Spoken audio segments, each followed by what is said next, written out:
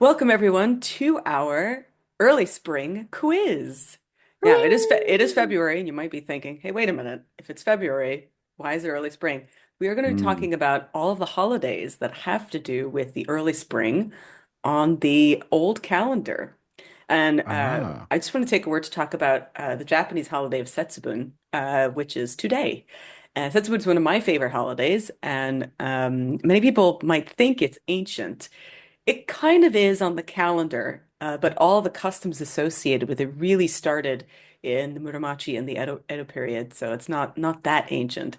And Mark, do you know what Setsubun is? no.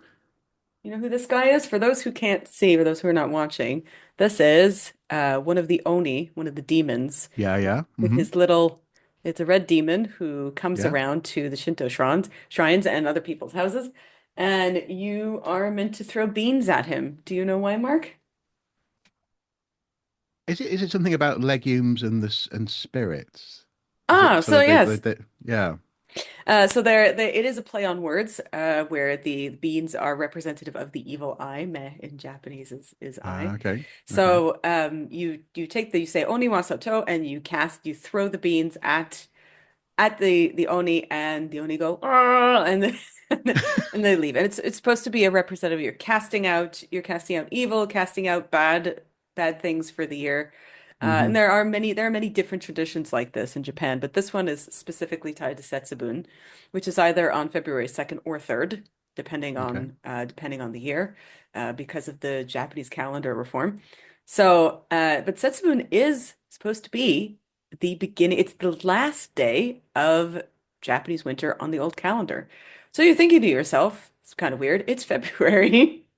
And Japan, half of Japan anyway, is a cold place. Obviously, places like Hmm. Akita and the Iwate region, and of course Hokkaido, they're all cold. So how is this a spring holiday? And so too are the other holidays that we're going to talk about right now. Mark, Okay. do you have your scoreboard ready? I do. Oh, Franklinator of your yes. Thank you very much. So, question one. Aha. What is Imbolc? Um, I think it's a condition that babies get where no, no, no. I think it's is it Irish? Yes, it is very distinctly Irish, yes. Is it to do with Saint Bridget? Oh, interesting. We will get there. So Okay. I will say yes for now. But Okay. what is Imbolc? What is Imbolc? Uh it's an early spring festival, Michelle. Fine, give yourself a point, you cheeky little. Imbolc was, I mean, it is now as well, but it was an ancient Irish festival which was held on the 1st of February. But to Okay. be quite honest with you, we don't actually know what this holiday was celebrating originally. Because while it is a feast day that's mentioned in Cormac's Glossary or Sonus Cormac, which is ninth century, that's the earliest mention that we have of this. Hmm. And it is a holiday that's mentioned in a few later Irish myths as well, medieval Irish myths. None of these things tell us what this holiday was originally about. We are not sure what the word was originally referring to. First mention is in Sanus Cormac of the specific word in Bullock, Hmm. and he claimed that the word had something to do with sheep's milk, but we honestly don't know, and it's actually quite unlikely that that's what it had to do with. This could have been a lambing holiday. Won't say it wasn't, because there are stories that are associated with lambs and this day. But linguistically speaking, it's probably something to do with purification, or uh, from the modern Irish, imbolg, meaning in the womb. So again, maybe something Okay. with lambs, maybe something to do with birthing. No idea. Mm. Mm. Any idea of what the customs that were originally associated with this holiday before Cormac's time are very unclear. It's all down to speculation. Okay. Irish myths, uh, like the Táin Bó Cúailnge, they do say that this was either a lambing festival or something to do with spring, Hmm. maybe. But as to how ancient Irish people celebrated it or what they did, we just don't know. There are a few tombs in Ireland aligned with Imbolc, but there are so few of them that we just have no clue how this was celebrated or if there even was any kind of veneration. No idea. Mm. I mean, Okay. the holiday has now been adopted into neo-pagan calendars as the ancient first day of spring, and there it's associated with various things depending on whether or not you're a Wiccan or whether you're Celtic Reconstructionist. So it has different meanings. But the original name for the holiday, of what it means, and all of our original associations, we just don't know. Okay. I, I'm reminded of I have a few friends who are sheep farmers, but one actually, funnily enough, was from Northern Ireland, and they had this thing where whenever lambing season was turning up, her dad would say the lambs, and then they both go Clarice, and just stare out of the window. That's so good. I love Yeah, that so yeah, much. the That's fant lambs. that's fantastic. All right. Question two, Mark, since you Okay. asked, who is Bridget? Uh, now there's well, she's a saint. She's an Irish saint. Hmm. And I always get these ones muddled up. Is she linked with a well? Oh, yes, but she does have, yeah, she does have Yeah, holy I wells. think there might be a couple of different wells to do with her. Hmm. Uh, was she nobility and killed? That's a very interesting question. Yeah. So we assume she had to be some kind of nobility because she was Abbess of Kildare, and you can't Hmm. get in that position without cash. So maybe here is the thing. The first mention that we have of her comes from a man named Cogitosus, who wrote her first hagiography. Bless you. And he wrote it around 650 AD, so quite early. Hmm. And according to him, Bridget was from Ireland. She was born in 451 AD, died around 524, maybe. And by the early 600, Bridget was widely known as the Abbess of Kildare, and she eventually became known all over the Christian world. She wasn't only known in Ireland. We don't Mm. have any writings from Bridget herself, unfortunately, to tell us who she was, unlike St. Patrick, where we do have two of his original writings. Hmm. But her hagiography is the earliest Irish saint's life, because remember, St. Patrick was not born in Ireland, but her Hmm. hagiography is the earliest Irish saint's life that we have. We don't know much Mm. about Cogitosus either, to be quite honest with you, because he was her biographer, but we know that he claims he was a disciple of Kildare, and that's really it. Mm. He gathered stories about Bridget. According to him, she was native Irish from Leinster. She was part of the upper crust from the Faughart family. Her father was supposedly a king. Again, not sure. Hmm. She was possibly the child of a slave. Not sure. But whether her parents were Christian or pagan depends on who's telling the story because later on there was a whole thing with there's a story about her possibly being born as a pagan and then converting later on, maybe meeting St. Patrick, all that kind of thing. But in Cogito's original biography, he says that she had many very minor miracle stories attached to her. Like, so, for example, there was a story when she was young. She gave away bacon and butter to people who wanted it, and a dog who was hungry. And who doesn't? Yeah, Who she doesn't? and lo and behold, miracle happened, Okay. and whoosh, the bacon and butter was plentiful again. As you do when you're a saint, you go, wow, look at that bacon again, amazing. You can take your menorah and loaves and fishes, pa. Butter and bacon's where it's at, yeah. Yeah, Okay. exactly. There's Yeah. another story of how she replenished all the beer again. Great stuff, amazing. Hmm. Um, she also restored a burned loom and a butchered cow back to their original place. Again, amazing, fantastic. She made turned bathwater into ale. Amazing, good stuff. And she's said to heal people. And she had a magic cloak that hung on a sunbeam, and much later stories grew to enormous size. And most remarkable of all, though, she is said to have performed a magical abortion for a nun by magicking away the unwanted pregnancy. And this is not a thing that's uncommon in hagiographies. But Uh-huh. there was a nun who got pregnant and she put her hand on the womb, and of course, the baby went back to God. Oh. Yeah, Mm, exactly. And this is not in saints' lives, this is something that actually does happen. And right. it's not considered to be a bad thing. There, you are quote unquote sending the baby back to God. Mm. And because she preserved the nun's virginity, right? The nun's virginity had to do with having a child rather than this. Oh. Ah, so the virginity is a one-way street Yeah, in that yeah, sense. in them Interesting. days, yeah, it was. Yeah. Interesting. Yeah. Interesting. She was buried at Kildare, Hmm. and she named another abbess as her successor, but she was not done. For Cogitosus tells us that after she died, her spirit continued to build the monastery. Wow. Yeah, that's she was playing with Legos Yeah. even Busy. after she was gone. Impressive. Now, one of the symptoms of cogitosis, I believe, is getting one giant green finger. That's Sorry, such a folks, good we were one. playing with this before we started recording, but yeah, I just looked at it. Oh no, I've got cogitosis. Oh, You've got cogitosis, which makes you a Yorkshireman. yeah. I'm not. Well, exactly. I'm not long for this world. Oh, get me a flat cap and a stotty. Yeah. So, what's the next question? Who is Brigid the goddess? I'm gonna say that we didn't know.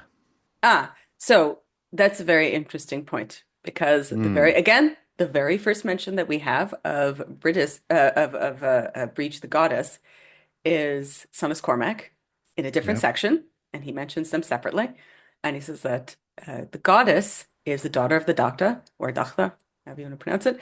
And he goes on to say that she was the goddess of wisdom, admired by poets, that she had two sisters also named Brigid. So we Hmm. don't know if she's a triple goddess or that there are actually three different goddesses. But there's one goddess who represented healing, the other who represented smithing. And so she herself represented wisdom.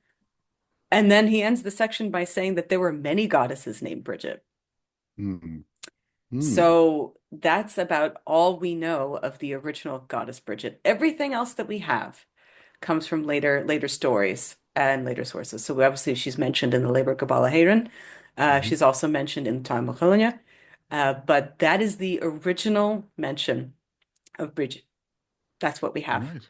Okay. And he does not conflate the two. He is very clear that they are separate entities. And like I Hmm. said, that there are many goddesses that are called Brigid. So is this a name? Is this a Hmm. title? What does it Hmm. mean? We do not know. Hmm. So that's all the original information that we have. Okay. So now my question to you, Mark, Hmm. if we have a goddess and a saint with the same name Hmm. who are maybe venerated on the same day, Hmm. which one of them is real?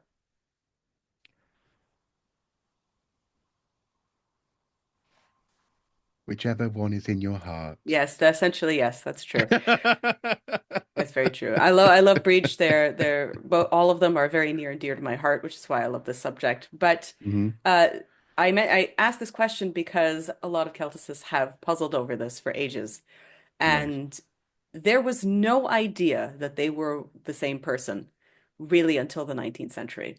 And this is an idea that came up And in the tour. what and yeah, yeah, yeah. Who were around in the 19th century? Who were these people? Go on, Mark, just say it. Well, they have so few ideas. I'm just curious. I've never heard of them. The The Victorians. Yeah, Victorians yeah, and yeah, Victorians conflated a lot of things. yeah. And in the 19th century, there was an idea that perhaps Hmm. that uh, Bridget the saint and Bridget the goddess were the same person or the same entity, I should say. Okay. And the only reason that people decided to believe this is that St. Bridget's Day is on Imbolc. Hmm. So in the 19th century, there was a movement for Irish people, obviously, to reclaim their past. Hmm. And there were two main factors in making people think that Brigid was appropriated from a pagan goddess. One was Marie-Henri d'Abrat's, oh gosh, I can't say the name of this. One of these things was a translation of Uh-huh. a 10th century Irish mythological text. And the second one was Maud Gonne, the Irish revolutionary who established the Yeah. Inne Ní HÉireann, the Daughters of Ireland movement. She adopted both Brigid the goddess and the saint as their patron. And she was really the first person to put them together. Before this, there is no record of anyone thinking that they were the same person. And like I say, Mm. neither Sanus Cormac nor the Cogitosus say that the saint and goddess were in any way related at all.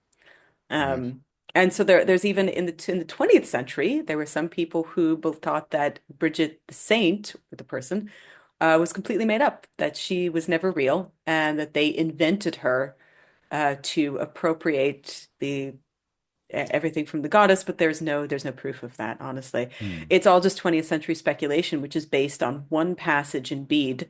Bede, who doesn't write about the Irish, but he in this context, but he says he talks about the letter from Pope Gregory the First, who led the missions into northwestern Europe, written to our good buddy Mellitus, the first bishop of London. Ah. And the letter, which is known as the Epistola Mellitum, Epistola ad Mellitum, claimed that Bishop Mellitus should not destroy pagan temples in his efforts to convert people to Christ, but to put altars to the saints in their place and modify the pagan sacrifices to Christian feasts. Now, Isn't there, that the same as destroying a place of worship? If you go in and you swap out like the idol or whatever for a this cross, then letter was that's really only talking about Anglo-Saxons, and it says yeah, nothing about Irish gods or saints. no, But while there is some evidence that pagan feasting grounds were taken over by early churches, the mm, archaeological evidence for that, which you well know, Mark, is very scant and shows that it actually rarely happened. In yeah, England, I believe there are only 33 instances of that, and we have no record of this being done in Ireland whatsoever. no. And there's lots of people like to make connections with trees Oh, would you like and to tell people about wells. the yew trees, Mark? Well, it's one of the first things that people will say, isn't it, about churches? If there's a yew tree there, then it was a previously pagan holy site and all this kind of stuff. There's also the idea that Charlemagne led a campaign that came into England briefly to chop down a great big tree that was Sorry about the apparently Donar being. oak, that one? I can't quite recall That wasn't in which England. one it was. No, but there was a tree that was apparently. Um, I'm saying this based on conversations with people who liked to be aggrieved on behalf of their fellow pagans. So the actual history, they were historians, so the actual history is secondhand in this instance from me. But it's interesting how, yeah, there's lots of stuff about trees and the idea of Christians taking trees from us, as it were, from I just want to dispel anybody who might not know that whole idea of yew trees worshipping that has trees. been Yeah, long debunked. yeah, And that was, again, another Victorian idea that went yeah. nowhere. That was not true. Archaeologically speaking, we know it's not true. But the Uh, Green Man. Mark, don't no. We are not doing it today. No, we did that already 3 times. Okay, yes, yes, I know Lady Raglan had a lot of money, but we know yep, that she made up some crap that was not true. yep. And no, no, not even. So We need to do a dance track. You just I go, need I need an "Roar!" I need an interpretive dance Yeah. of me just going, Green Man was never a pagan god. Green Man was never a pagan god. He was Hmm. invented in Hmm. 1939 by Lady Raglan. Yes, Yeah, exactly. yeah. Um, so what then, what evidence do we have for breach in general? The person or the god, the saint or the god, It's a great question, Mark. goddess. That's a great question. Uh, yeah, it's great. Well, given that I think you've mentioned that we have writings from Patrick, but not from her, we don't have any. Is that is that reasonable? So we do there is a lot of obviously questions about this. Yes. Because as we said, so is the goddess name just a title? Is Uh-huh. breach just appropriated from the goddess? Yeah. So there is the evidence for this from her name. I mean, the name Brigid comes from the Proto-Celtic Briganti, obviously, meaning Hmm. exalted one or high one. Sanus Cormac says that the goddess, obviously, like we said, was the daughter of the Dagda and the wife of Bresh, and that she had the two sisters. But the problem is, like I said, that this was a title that was given Hmm. to many gods. So was it a title that was also given to the Abbess of Kildare? Was that actually her name? Hmm. We Hmm. don't know. Some claim that her name has something to do with the sacred fire that is at the Kildare Abbey today, leading to the speculation that Bridget might have been an ancient dawn goddess. But the problem with that is uh, Bridget was not linked to the sacred fire of Kildare until the 12th century. In Ireland Ah. in the 12th century, there was a church reform, Hmm. as there was in much of Europe. And the most notable mention that we have of Bridget's sacred fire at the time comes from my good buddy, Gerald of Wales, who cannot be trusted in anything he says because he's a frickin' liar. He claimed that 19 nuns kept the fire of Kildare going in honor of Bridget, Uh-huh. but the saint. But before this, there is no mention of Bridget's fire, though people now claim that it goes back to antiquity. We just don't have it. And this led people to think that Imbolc was probably one of the old fire days. But again, we don't have any evidence for that. Hmm. So, do we take good old Jerry on his word? I can't answer that question because my man lied about a lot of stuff. So, we do know that, like I said, we do have evidence that there was no fire before the 12th century. That's about it. That's all we And have. also, it's weird, that you've got that sweet, sweet pilgrimage money, haven't you? Yes, Yeah. yeah, yeah. He Mm, got he got it from mm, the werewolves of Ossuary exactly. after he healed one of them. And they went, oh, Yeah, my exactly. Yeah, and then they God. brought him Yeah. to Ossuary to meet their king, and they all had a Yeah. very nice Yeah. lunch together. Yes. Exactly. Yeah. Well, so whether so Mark, when is St. Bridget's Day? It is yesterday. Yes. So St. Bridget's Day is on February 1st. Yes, as of day of And recording it. Oh, and no. Oh, and February 1st. Oh, yeah. 2 days ago. Sorry. Okay. Yeah, so is that where we are today? Yes. Yes, the 3rd of February. Yeah. It ushers in the beginning of the spring season in Ireland. On the eve of the day is Brigid Night or Brigid's Night, and it holds more importance in terms of customs because you take your bridges, obviously you make your bridges crosses, you hang them up, you make your bridogs, you put them Hmm. outside, you put out your ribbons and your blankets, and you wait for a breach to come. Mm. And really, it was in the 18th century where Brigid's Night became a grand affair. People would make meals. Everybody would celebrate. You would put out a little milk and cookie for Breach and and wait for her to come. And she would come and rest herself at your house and bless your house, and then she would move on to somebody else. Obviously, there were processions of biddy boys and Brigid processions. Obviously, people went to Holy Wells. They still do. The Hmm. brat breach were collected from outside the house and then used for healing throughout the rest of the year. Bridget's Day is also a time for divination because, like I say, it is the beginning of spring. It's the beginning of the farming year, especially with regard to weather lore. And the general Mm. feeling was that if there was good weather on Bridget's Day and animals came out from their dens, bad weather or more winter would follow.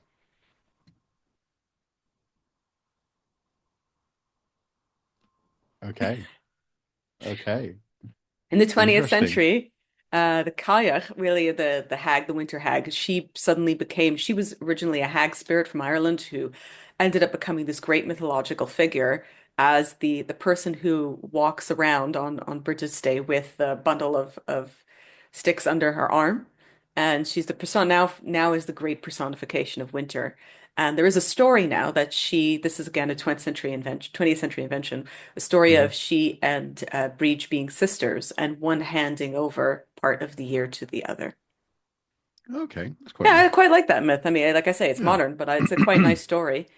Hmm. The same thing with the Holly King and the Oak King. That was invented in the 1970s. But I like that story. I think it's Hmm. interesting that they have taken these figures and now they're like, oh, yes, this person is the personification of one season, this person's the personification of another season, and one hands over the one half of the year to the other. And Hmm. even though Brigid's Day has been celebrated for a very, very, very long time, it was only made an official holiday in Ireland in 2013. And Okay. it is now an official holiday in Ireland forever, Cool. as should be Forever. forever. So, since talking about the 2nd of February, Mark, what is Yeah. Candlemas? Oh, I thought we were going to get to the other thing. Candlemas is it. Mark is Oh, having a brain fart. I am having a brain fart. Yes. Well, I know it's the name of a university term if you go to certain types of universities. It's also the name of an Um. old school band. Oh yes. Yeah, Yeah. old Yeah. school metal band. Yeah, for sure. Yeah. Um. I don't know. I don't know. Is it to do with candles or not? Oh, it is. Okay. Okay. I mean, I'm going to give you the point, obviously, because I literally do not know. But So yeah. Candlemas is a Christian feast Hmm. Well, on the yeah. 2nd of February, obviously, because Mass, right? Yeah. Yeah. Honoring the purification of the Blessed Virgin Mary and the presentation of Christ in the church. The festival has Oh. been celebrated since the fourth century at least and is mentioned by many, many early pilgrims going to Jerusalem. The Mm. holiday was established 40 days after the day of Christmas to honor Mary's purification, obviously 40 days after childbirth. Uh-huh. And this became the conclusion for the Christmas season. So traditionally, Oh. today that day was the day. Candlemas is the day that you would take down your decorations. You would throw out your some places they burn the Christmas tree. Some people just threw them out. But it is the at the end of Christmas. That is it. It's done. Interesting. Interesting. Is uh is there an argument therefore that today should be when shops start putting out Easter eggs? Oh, they've Because already started. Well, here they've yeah, already they've been started. It's ridiculous. yeah, They they they started put in out they put out yeah, Valentine's chocolate before Christmas. So, that's just depressing. I know. It's what it is. Yeah, Listen, I've stopped raging against it because I just get more Reese's now. yeah. But for Candlemas, fortunately, I wish we had Candlemas chocolates, but we don't. But because of lambing season and because the Bible links lambs to woman's purification, Hmm. lambs have become associated with this holiday completely independently of Imbolc, Okay. completely independently. Um, and while there are many people who think they're the same festival, they are absolutely not the same at all because Ireland celebrates both. They celebrated both St. Bridget's Day in Bullock and they also celebrate Candlemas, and the holidays Yeah. have nothing to do with each other whatsoever. Um, so where did the candles come from? That's a wonderful question. It's probably to do with the returning of the light for the year. Hmm. Candles became a main feature of the mass part of the holiday. Some people believe that it came from Simeon, who said that Jesus was a light unto the Gentiles. By the Okay. 7th century, though, the lighting of candles during the purification mass was the principal way to mark the holiday and possibly, like I said, possibly a way to mark the return of the light for the new year. By the 9th century, helped along by our good buddy, the Anglo-Saxon Chronicle, the name Candlemas stuck. So if this holiday had a different name, if whether it was just called the Purification of Mary or whether other people still call it different things, but Candlemas is in English is what it now is. And despite what Protestants believe, there is no pagan holiday No. associated Mm. with Candlemas at all. Mm. Roman or otherwise, there was some modern nonsense that they said that there was a Roman candle festival. There's absolutely no such thing whatsoever. Ah, Um, but there are Roman candles. let's not, Mark. Let's not. Okay, sorry. Here is the question I think you were waiting for, Mark. Ready? Yeah, yeah. What is Groundhog Day? Groundhog Day is a fantastic movie starring Bill Murray, written by the wonderful late great Harold Ramis. Yes, his name literally came to me as I said it. Um, and did you know, fun fact, in the film, supposedly, this is according to Harold, the character who is stuck in the time loop is likely there for 10,000 years. Hmm. Yeah, that's what he said. I reckon it was probably about 10,000 years, and you can sort of see it because Bill does eventually know when gusts of wind are going to occur. He's so he's literally he's so in had this day imprinted on him. Um, no, Groundhog Day is a celebration. Punxsutawney Phil, the groundhog, is brought out of his hutch, his hole, and is asked by an interpreter whether or not he sees his shadow. And if he sees his shadow, then they are going to have 6 more weeks of winter. Right. So, Hmm. but you know where it came from? I think it came from Hungarian and other migrants to the US. I wonder where you got that idea, Mark. Maybe you saw a I video on it the other may, may, day. maybe I did. Yes, see a TikTok on a certain person's TikTok channel. Yes, Yeah, perhaps. so it did. It came from, the thing is that a lot of cultures, not only them, but a lot of cultures, because again Yeah. of Candlemas, and even the Irish, even Brigid's Day, like we said earlier, has a lot of weather lore associated with it. Because this is the beginning of spring and the beginning of the traditional farming year, Hmm. there's all kinds of weather divination. So, the very first North American Groundhog Day is mentioned. Puxatawny Phil is a little bit later, but the first one is mentioned in 1840. But we Hmm. do have written records, like I say, of all different types of animals predicting weather much earlier than this.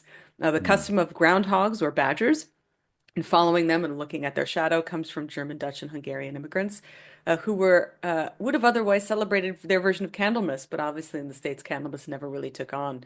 Hungarian immigrants specifically had bears. In Hungary, they dress up as bears and they watch to see if the bears come out of their dens. If the bears come out of their dens, they think that winter is over.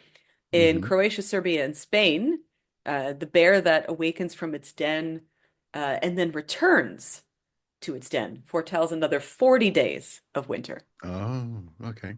In Ireland, Okay. it's the hedgehog that stays out of its den and foretells an early spring. In other Mhm. regions, they do serpents, foxes, essentially any animals who are coming out and going, "Are we done yet? Are we Mhm. finished? No." And then they go back in.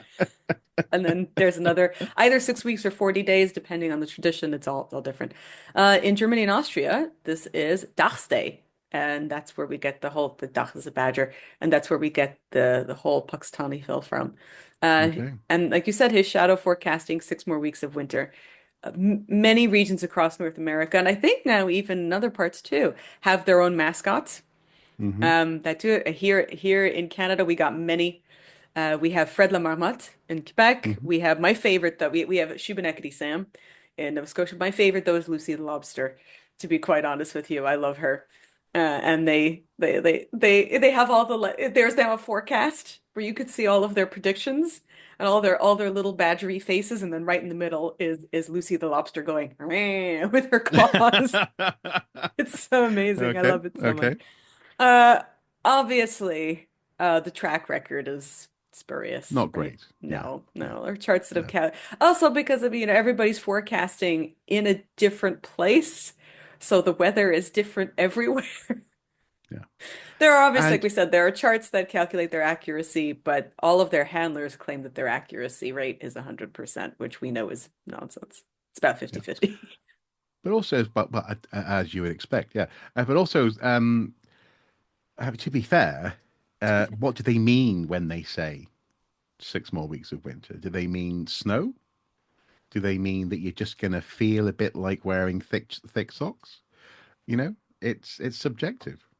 Well, yeah, like I said, it is -20 out here. So Wow. whatever that Okay. means, I will take it. I don't care.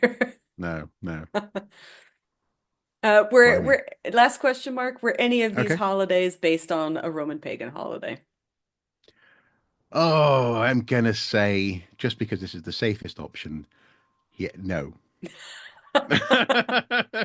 You're not going to be mealy-mouthed about no, no. Like I said, there was a nonsense that some people claim that this was a candle holiday. There is no such thing. There are two Roman holidays at the beginning of February, but none of them have anything to do with any of this. The first major holiday was a 9-day celebration of Parentalia, Okay. beginning on the 13th of February and ending on the 21st. But this holiday was about honoring the dead, specifically your own family. People brought garlands, wine-soaked bread, Is and that salt to is that family tombs for the is that manes. like The manes. The manes. What are the manes, Mark? Do you know? show me the manis? I wish I could. I wish I could have snapped my fingers and have them apparate. But Ancestor for spirits, maybe. yes, yes, that's Yes. exactly what they are. They're the souls of Okay. the dead that Yeah. hung around during this time of the year. And on the last day of Parentalia, there was a separate holiday called Feralia, Uh-huh. meaning everybody brought their offerings to honor the Manes and hoped that they would be appeased and not cause them any harm Uh, during the year. And obviously, the yeah. second holiday that we talked about when we talked about Valentine's Day, which has nothing to do with Valentine's Day, is the Lupercalia, which is on the Mm, 15th of February.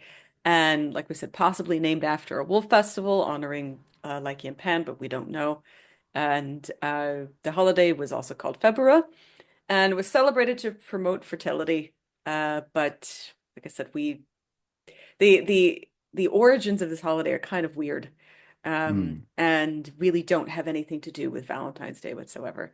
There's also another smaller holiday called Terminalia, mm. but that was on the 23rd, and it was in honor of the god Terminus. Ha ha ha. But yes, the is the god in charge of boundaries.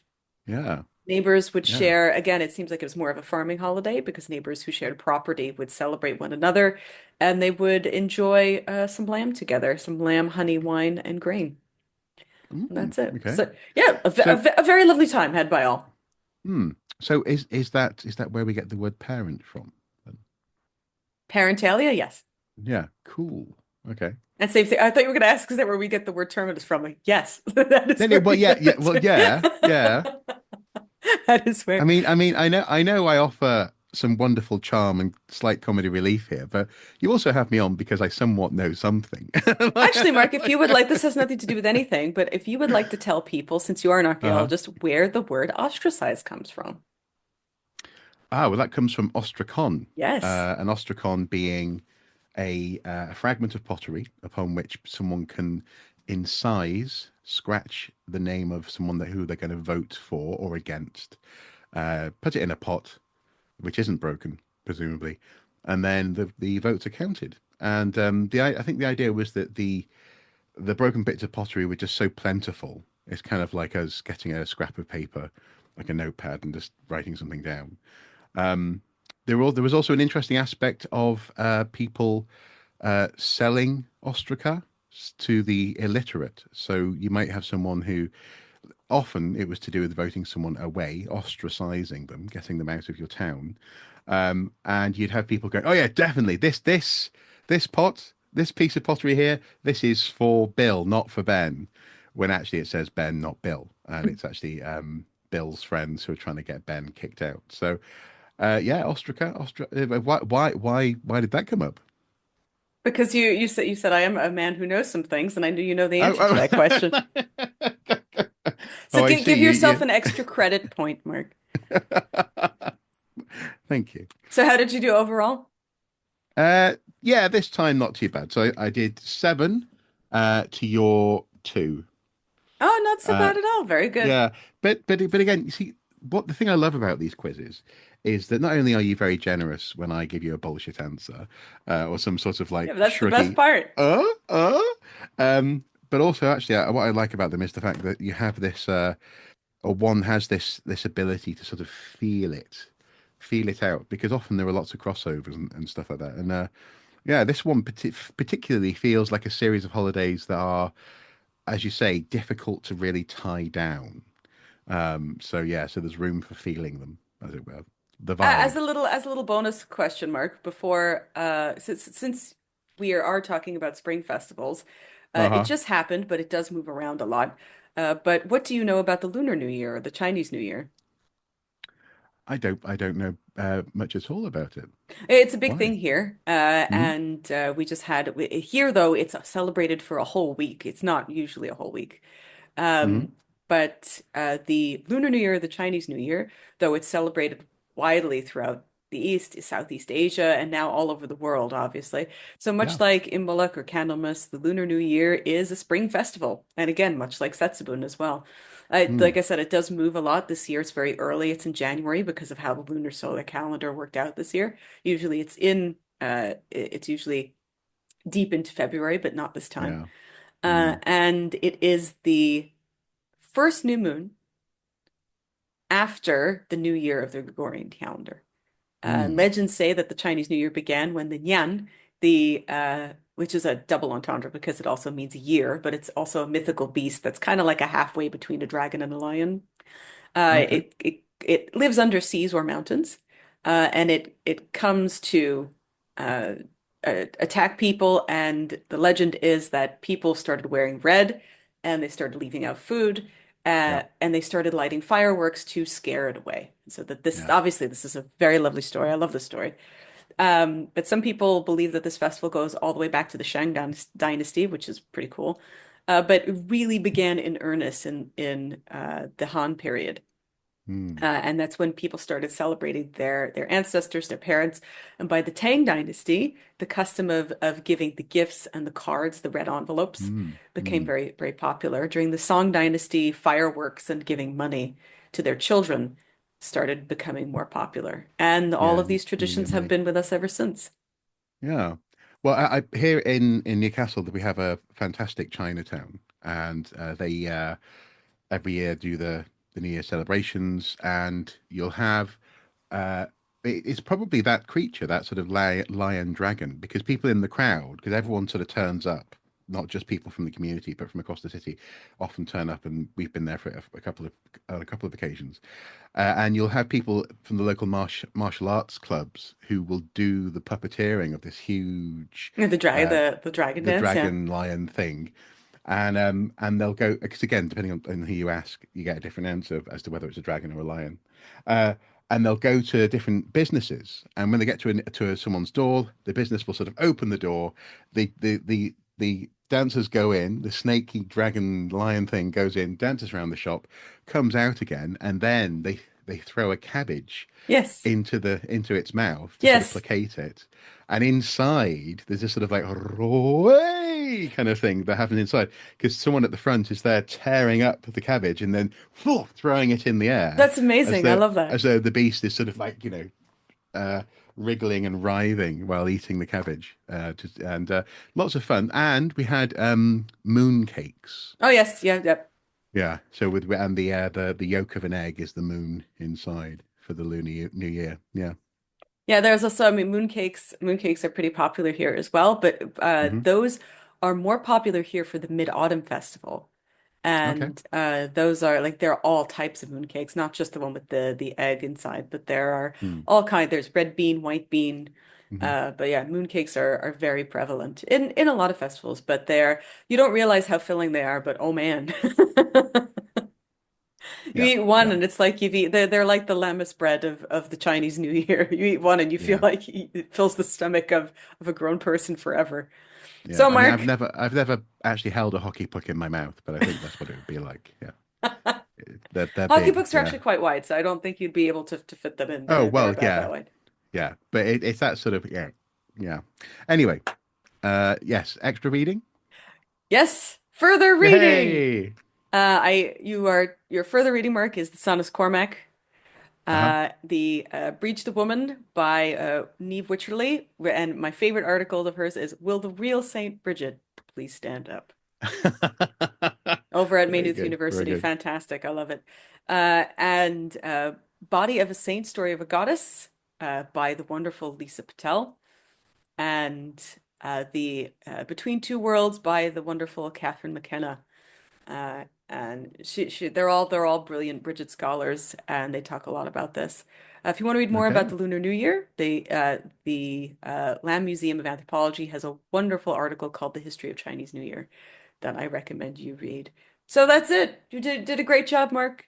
Thank you. Thank We you. will be back next month with more obscure festivals for you, and we'll just keep getting more and more obscure to see how you go with these.